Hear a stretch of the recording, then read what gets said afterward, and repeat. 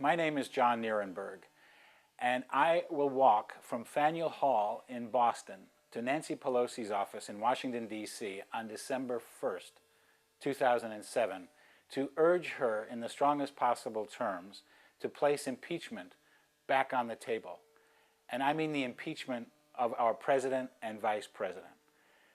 For 6 years, this administration has had a completely free hand to break the law, to violate our understanding of the Constitution, to disregard our historical precedents regarding how Congress and the administration should relate to each other, because it had a Republican rubber-stamped Congress supporting their atrocities. They began a war in Iraq that was unprovoked and uncalled for.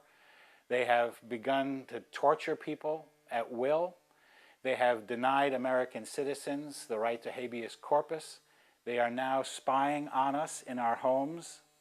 They are taking the law into their own hands and declare themselves above the Constitution.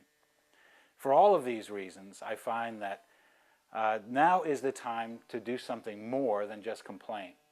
And you might say, why did it take me so long? Well, for 6 years, of course, it all looked very hopeless. Because the administration was supported in Congress by a majority, because they've appointed the Supreme Court justices that favor their particular ideology, because the corporate media has been so established to support their line of thinking and the corporate mentality that has so pervaded our country, there was no way to dissent and get visible and reach people who should know about what's going on and should perhaps decide for themselves whether or not they like what's going on. So for 6 years, we were basically silenced. Then, in 2006, the Democrats won control of Congress, and those of us who believed there would be change hoped for the best, hoped that this war in Iraq would be put to an end, was hoping that the administration would be called to account for their misdeeds, for their lies, for their breaking the law, for their putting themselves above the Constitution. It's a year later, 2007. That has not happened yet. So, in disbelief that the entire Congress, Democrats and Republicans, were of one mind, or at least were caught up in the same traps that occur when wars are undertaken and lives have gone unaccounted for, that I was in despair. Where does a citizen turn when the hopes are raised that because the Congress is shifting control, that there might be some hope, and yet there wasn't?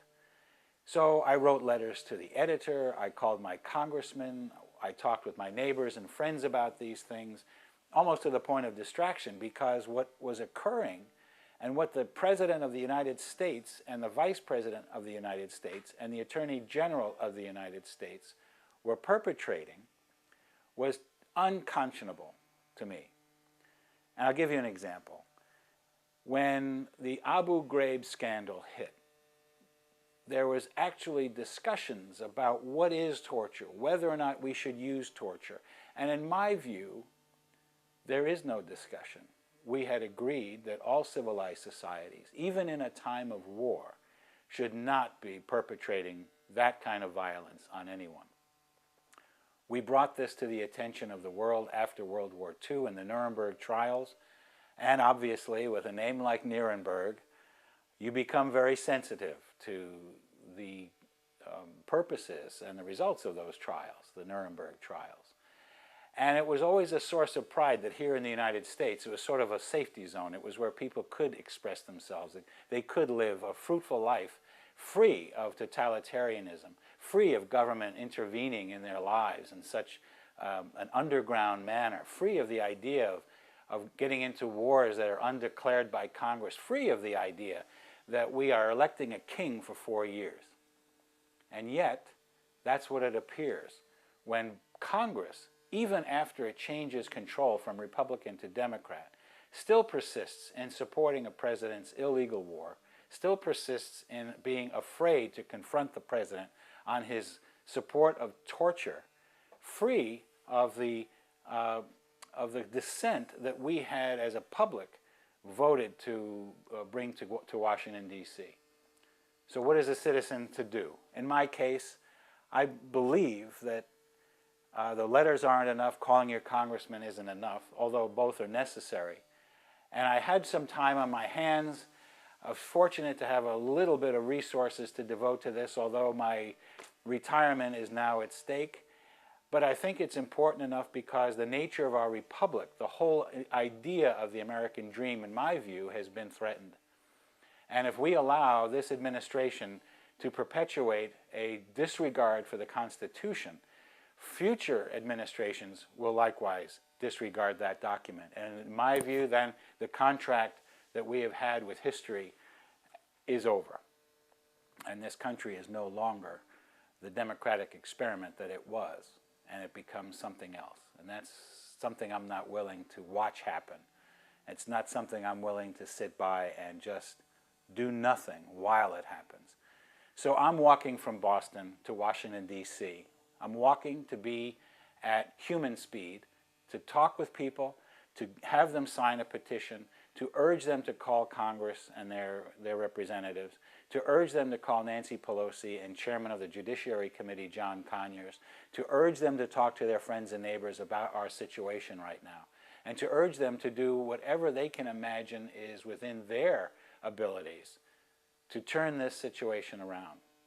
That we must raise the issue of impeachment now. We must tell history that we were aware of the lies, the corruption, the disregard of the Constitution, that it was important enough for us to act, to do something, even though our Congress representatives and senators have decided to wait it out. That's not acceptable.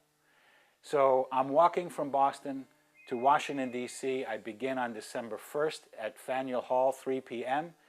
And we'll then, on Sunday morning, continue on south to Washington, D.C.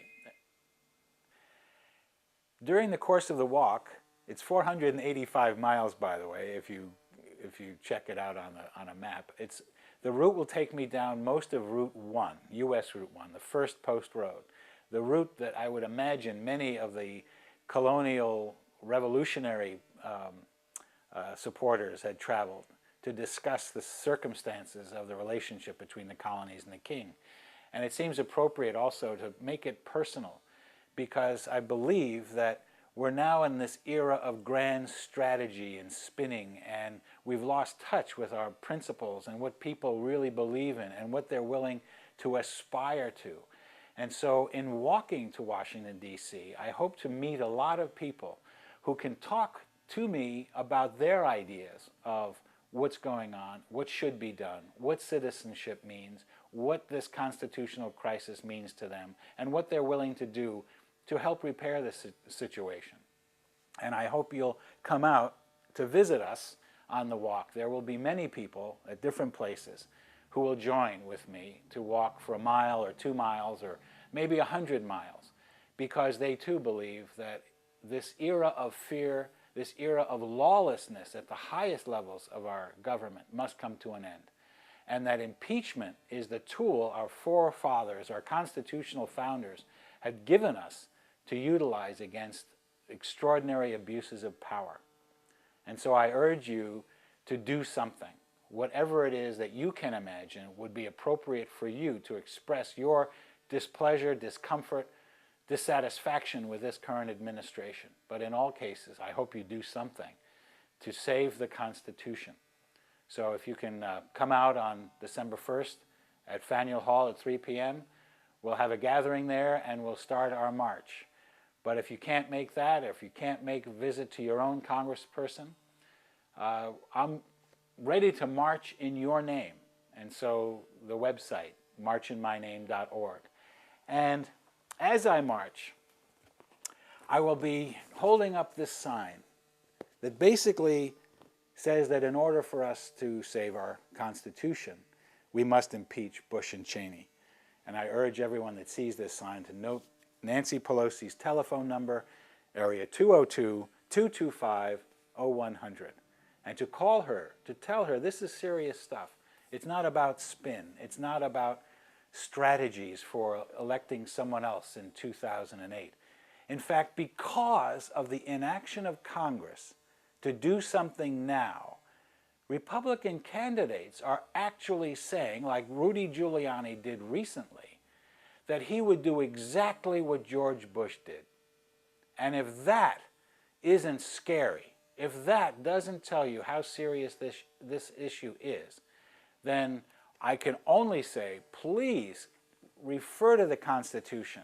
See who has the power to start war.